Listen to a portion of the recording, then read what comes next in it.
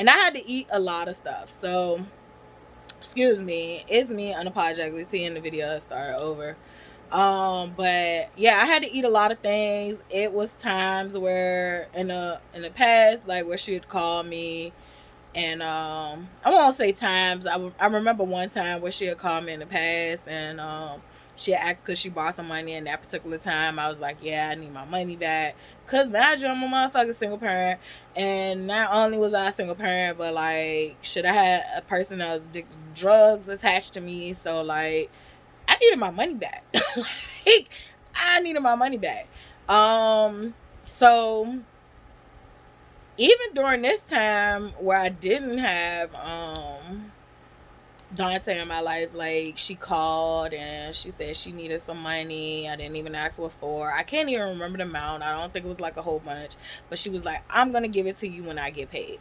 I'm the type of person that if you say you're gonna give me my money back on such and such date, I need my money back such and such date. The same way you called me and asked me for that fucking money is the same way I need you to basically, you know, call me and say, come get this money, or I'm about to drop this money off to you. Like, that's what I need you to do.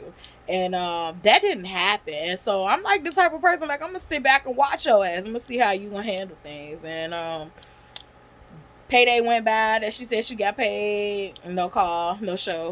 The next day came, no call, no show. So like that I guess that I count that as that third day. It was like hello, you know, can I get my money back? And see, when I gotta say, can I get my money back, it's a problem. I don't want to do business with you. I don't want to do shit with you. So she had actually taught me her character with that interaction. And I have probably been flaky before with money, not because I wasn't going to pay somebody, but because like I felt ashamed that, you know, like the money didn't come in that the day that I said I was gonna get them back their money. So I have been this person, right?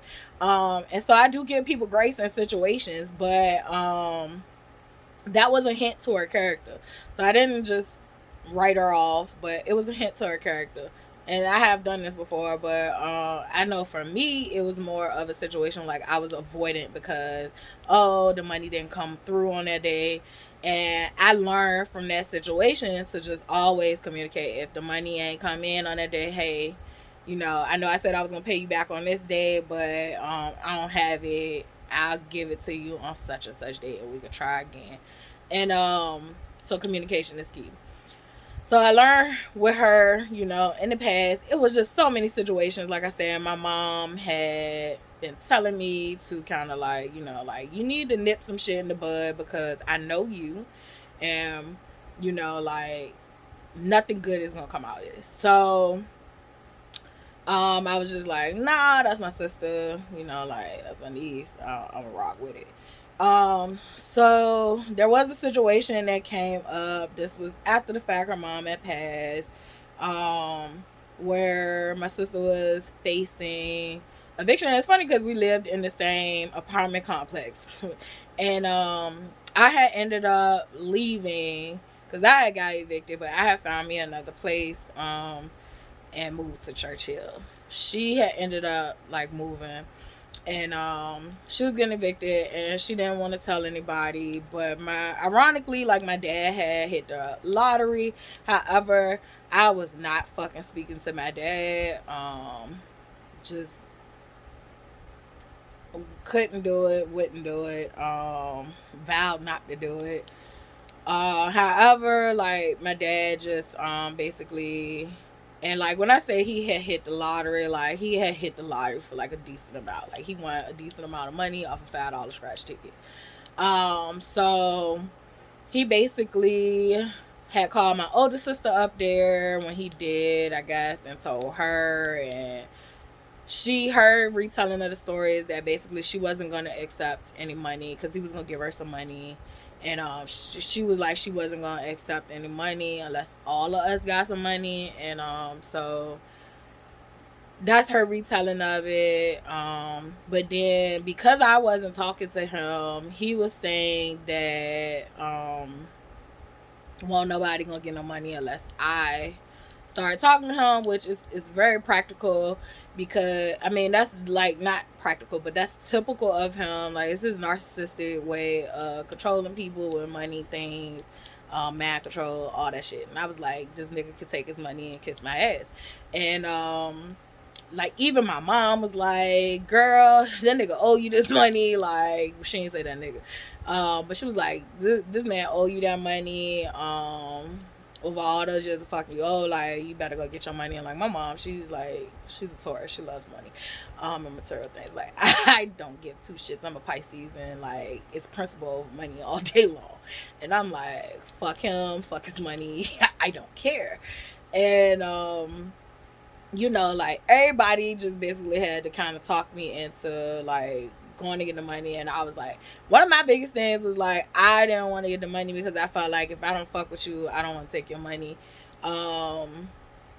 However, once again, I was in a fucked up situation. I had took a fucking pay cut because I was no longer, you know, working the job that I was working. And I was just, you know, getting accustomed to a whole new lifestyle. It was like a whole, like I had not been that poor since, you know, I was a child. And but I probably was still doing better than when I was a child. Nah,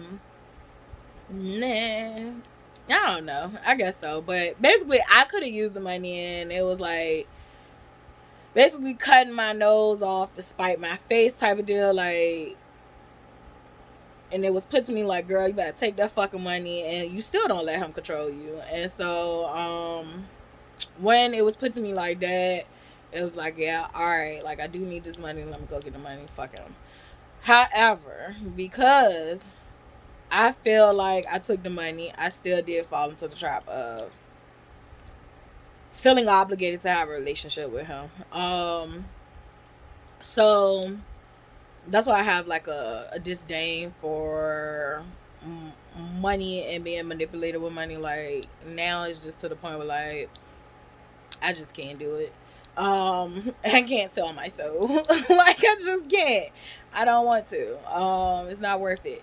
But yeah, so we ended up having this big thing. Like, cause I even remember like all of them had went down there to like to my dad's house, which I thought was the fakest fucking shit in the world, because like we all know he was a shitty ass person. And all of us have our disdain for him. So it's like, oh, this nigga got money, y'all gonna flock down there, huh?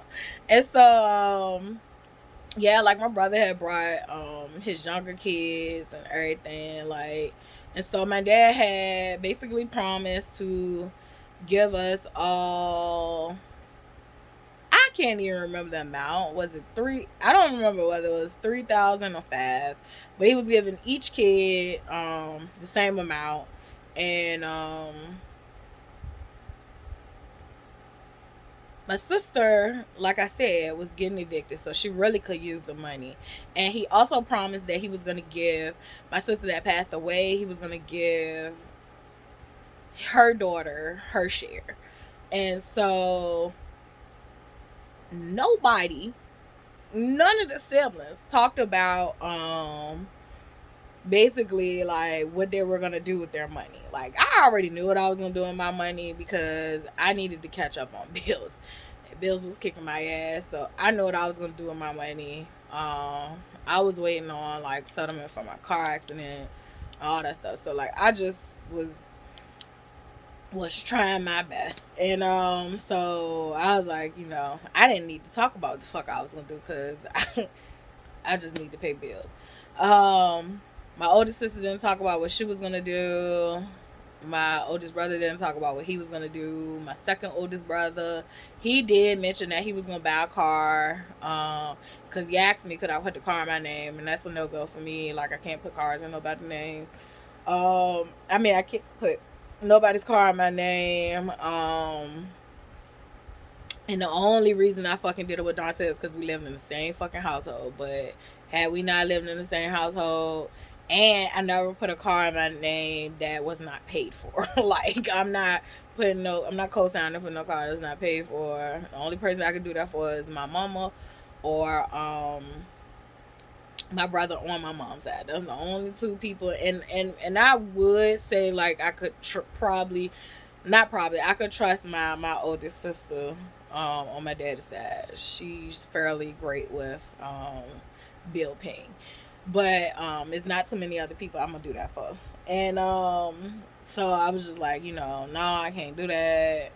But at least I understood, like, that was a great thing he was gonna do. Cause he had kids and he needed a car. My sister was the only one talking about what she was gonna really like do with her money, like down to the last drop. She had did this conversation in front of my sister. Mind you, she facing eviction, so her money has already dwindled, and like all the ideas she had technically would have cut into my niece's money. I'm the type of person, like, I mind my fucking business. So it did not bother me when she was talking about all the things she was gonna do. I just was in my head laughing, like, her budgeting is broke, because she was naming all kind of shit, like, shoes and Jordans and vanity sets, and yeah, it was a bedroom set with vanities, and I think an Apple iPad, and it was just like a whole bunch of like material things, which if she wanted to provide that for my niece, that's her prerogative. However, being in that situation, that wouldn't have been where my mind was at. I would have been focused on like paying that rent up for a while. but that's just me, and I mind my business. I can have my own conversation in my own head and laugh and chuckle and be like what I would do, but I definitely don't impose myself on other people, and I let them figure out their life. That's their little journey. However, my sister, she heard her calculating that shit, and she felt like it was not fair that she was gonna spend that girl money on all those things that, yes, it would have been nice for her, but at the same token, it would be nicer to make sure she has like the necessities that she need. And so I just think that was like, they both had differences in what the money should have been spent on. However, instead of my sister having a conversation, my oldest is having a conversation with my second oldest sister on my dad's side. She went behind her back and went to my dad and basically told him that, she was plotting on spending all this money, because I think that particular night, like, we had went to go get her money, part of her money early, so the money that she needed to move into the new place, I think that's what we went and got. I think it was like the money, that she needed. I think that's how it was. My memory a little foggy on that, but I think that's how it was. And so, like, that next day, my sister was like on the phone with her daddy, and it was like, she ready to spend this girl money recklessly, and that was her prerogative. But I did, check her and was like, I think you should have had that conversation with her. And then if she, maybe, still didn't kind of understand, maybe you could have intervened, but like to just go, I felt like that was wrong. And we had that conversation. However, it did cause like spats, and I do feel like my sisters can't get along, because I got one sister who is very verbal and very vocal. She's the oldest one. She will tell you what the fuck she feels too much, and she's a Cancer.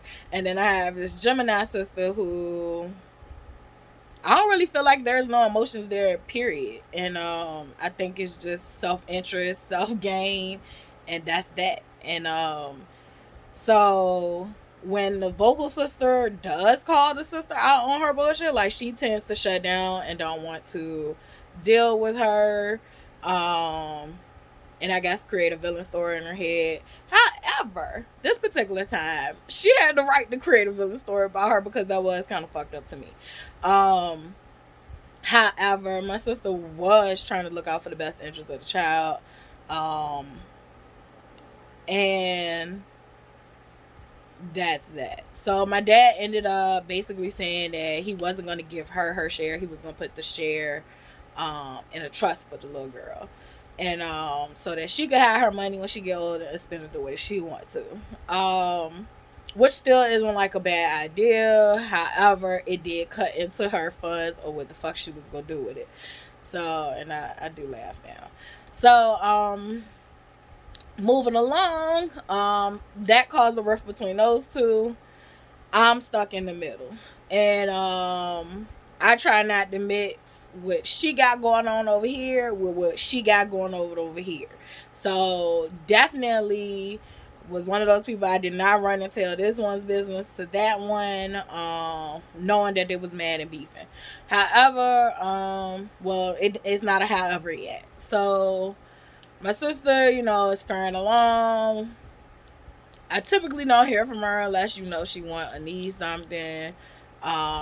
So I just like figured she was doing good in life and it was okay. However, she does resurface. I don't remember how, and when she resurfaced, she lets me know that she lost her license, and I think at some point her car had got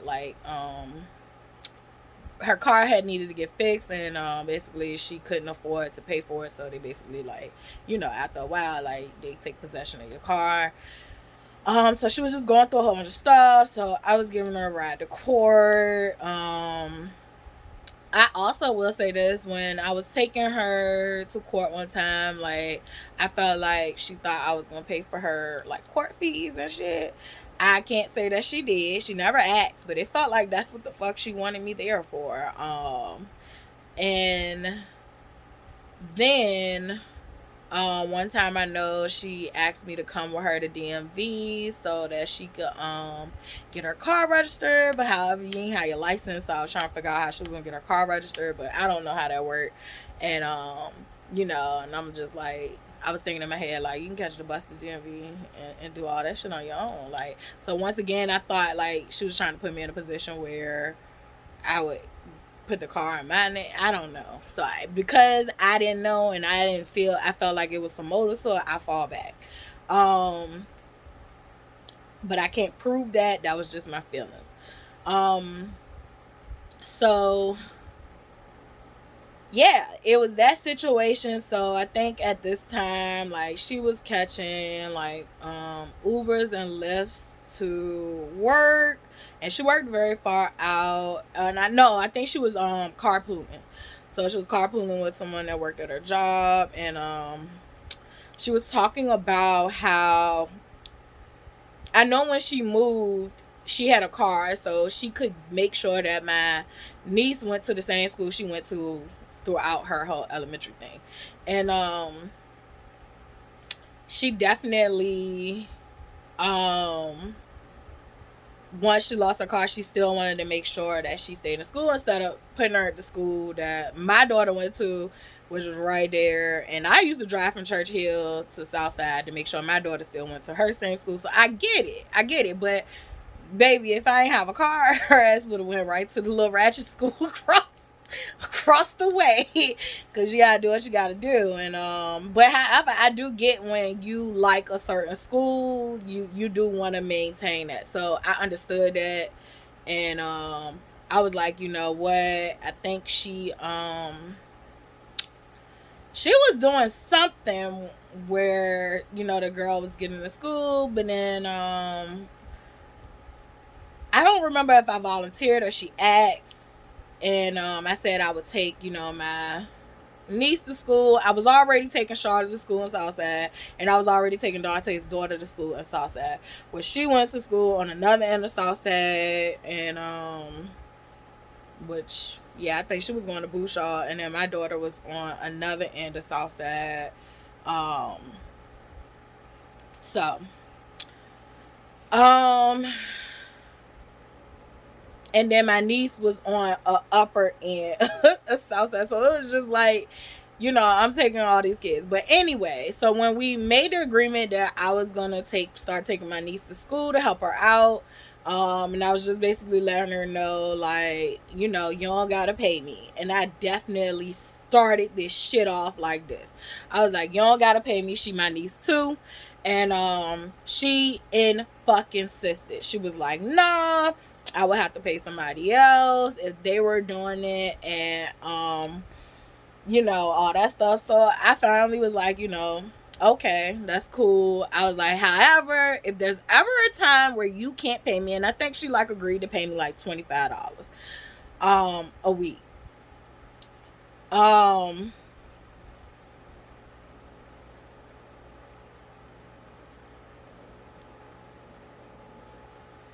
And I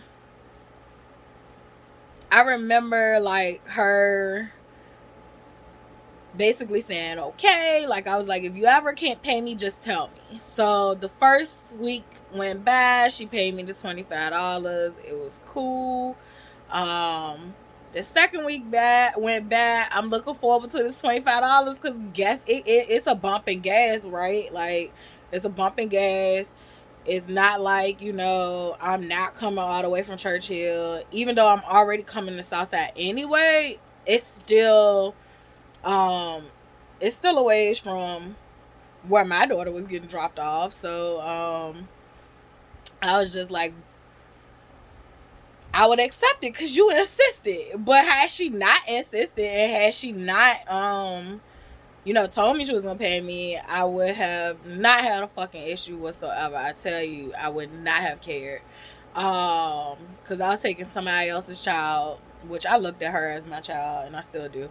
And I was taking my own, so for free. So had she not insisted, I wouldn't have been upset when it came to week 2 and there was no payment. There was no payment, no saying nothing. So this is again where I was a coward. I should have called her out and been like, hey, you told me you was gonna pay me. I didn't receive payment. Can I get paid? What I didn't do. I was just like, you know what, fuck it. It's my niece. That ain't even her daughter anyway. So, I ain't even doing it for her. I just wrote it off like that. Like, I'm just do this for my niece, to get her stability. And I think like the third week, she gave me like a gift card from her job. Maybe somebody had gifted her. You know how like jobs give you gift cards, or like places give you gift cards. Like I don't even feel like she got the gift card and just got it for me, but she just gave me this gift card. I was like, okay, cool. Still not what we discussed, but and that might just be my personality type. I feel like once we talk about something, that's how it should be. But I do give people grace. And however, I did not have a conversation with her about where she had me fucked up. So this video is gonna cut off again. This is a long one. So, but it's getting to the juiciest part. So anyway, I continue to take my niece to school. And anyway, and I think my sister eventually she posts on Facebook a ultrasound, and like, I wasn't checking for details, so I automatically say congratulations on the post. And oddly and ironically enough, one morning I had to use the bathroom real bad. I suffer from IBS, so I had to go to the bathroom real bad. And I definitely feel like if you are with narcissists, you definitely know how you suffer from stomach issues and all that stuff. So like I definitely was like, told my niece like, I need to go to the bathroom. She was like, all right, but she was hesitant, so I wasn't paying attention, but she was real hesitant. And when we got up there, my sister's in the house, which my sister's supposed to be at work. However, she played it off like she wasn't feeling well. And so when I come out the bathroom, she was like, I'm pregnant. And I was like, yeah, I know. And I was like, I think we just had like a basic generic conversation. She was like, well, the one I had posted at first, that was a joke.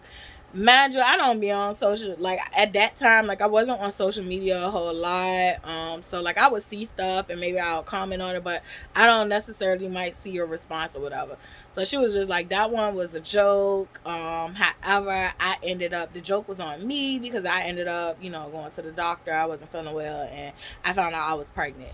And you know, I'm just like congratulating her and all that stuff, and we having this talk, and you know, I thought maybe it was gonna be like the boost she needed to kind of mature and get her shit together, you know, because I definitely felt like after her mom died, like, you know, she kind of like, everybody go through stuff, so like she kind of got into a space. So I thought that would be good for her.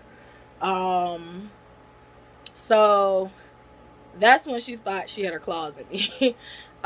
So initially, like, I'm super happy for her. I'm getting excited about this baby, and this baby starts to being used as, like, her being pregnant starts to be used as manipulation. So she would end up like calling and saying she having these cravings, but when you would ask her how far along she was, she really didn't know. And then it was like, it was a lot of stuff with her, like ultrasounds and all that stuff. So like, I know one time she was like, she had went to the doctor to get the ultrasound and all that stuff, but she couldn't get the ultrasound because she was having some stuff going on. And so it was like, red flag kind of went up with that. Then it's just like, throughout this whole thing, like stuff started to like be said that didn't add up and didn't make sense. And so that's when I said, hold that thought about, I didn't go back and forth with her stuff to my older sister. That's when I started to kind of feel suspicious. And like, if my antennas be going off, like sometimes, I mean most of the time, like if I'm starting to feel suspicious of you, baby, you're suspicious. Because I give people excuses and grace out of this world. So I think that's when I try to start to get her and my older sister to like demand a relationship.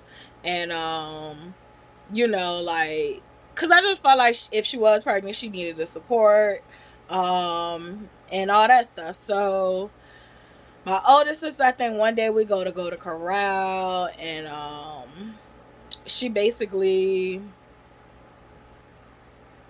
was asking her questions. So like, I was so happy she was there because like my older sister is kind of like my mom. Like, they will fucking third degree your ass, whereas in me, I feel like that shit your business. Yeah, I have my suspicions, but you know, I'm gonna watch this play out. Them on the other hand, like, they're bloodhounds and they gonna try to get you to twist yourself up in your lap. However, I feel like they can be detrimental to people who, you know, who don't need to have no fucking third degree. So, however, this situation, my sister actually surprised me because she wasn't like too bad and in your face with it. It was more like, you know, when the baby's due, and you know how far along you are. So she knew when the baby was due, which was sometime in September, but she didn't know how far along she was, and we were like confused about that, like, how you don't know how far along you is, but you know your due date. And so and it was just like certain stuff. It was like it felt like she was pretending to be pregnant, and I'm just saying as clear as day. It felt like very early on when she said that she was pregnant, it felt like she was pretending to be pregnant. Once she finally did produce ultrasound, like, call bullshit immediately. And it was wild. So once I started to realize, like, oh, this bitch has been like a conniving liar for a very long time, I started to pay attention to her. So this had went on for a little bit, and I think during the time, like, Dante had got caught up on, he had basically had to do some time in jail. I forgot. I think he was on work release for this, and she knew he was locked up, mind you. Um, she knew he was locked up. Matter of fact, the day that I was gonna turn him in was like the Super Bowl day. And however, when we got there, they basically told him he had to come back the next day. So we was happy, and he ended up going to spend see the Super Bowl with some cousins, and I went to my sister's house because she was being super clingy, and I'm thinking like, okay, she's so-called pregnant, so like she wanted me to come over and all that stuff, and so I'm just still on high alert. So the next day, like, he gets turned in, and I think the Super Bowl was in February. So she knew like he was gone. I even remember like Valentine's Day, mind you, my sister ain't never called me on Valentine's Day, told me, happy Valentine's Day, or let's spend Valentine's Day together. Matter of fact, with my partner, like, he didn't believe in celebrating holidays. However, he did it for off the strength of me. However, for Valentine's Day, I always used to spend Valentine's Day with my mom, my daughter, and my brother if he was in town or around. And like, I think during the time like when he did come back, because he was in the military, so like when he did come back to like be more around, like, yeah, he would go with us and we would go out to eat. Like, that's how I would spend my Valentine's Day. I did not typically spend the day with my partner. Like, I would go to work, drive all the way out to the country, go spend it with my mom, and then come back home, and then that's when I would spend it with my partner. But like, I never associated Valentine's Day with like, I don't know, I need to be with my nigga like that. But however, she and the guy she so-called was pregnant by, like, I guess they was going through some stuff, and she was like, we should spend Valentine's Day together. And so I felt like she was using that because she felt like, he was not in the picture. And I'm like, bruh, I don't give two fucks about Valentine's. I do. I love Valentine's Day. It's the day of love. However, I still don't look at it like I gotta be with a nigga on that day. And so and obviously she didn't either, but she needed to be with someone. And that Valentine's Day, I just wanted to chill with myself and my kid. So she was like, yeah, we should spend Valentine's Day together, we should go out to eat, we could be each other's Valentines. And I'm like, bitch, I don't need a Valentine's, and get her man. And but I had started getting disgusted with her anyway. And so I don't know if this video started over, but we're going to just keep going. And so I'm just micro paying attention to everything at this point. Like I said, I'm paying attention to ultrasounds now. Then one fine day in March, not to mention that I also had this huge falling out with Dante's baby mama. And so I got a lot of stress on me, right? I got a lot of stress and a lot of patience for nothing. And so she started to get on my nerves.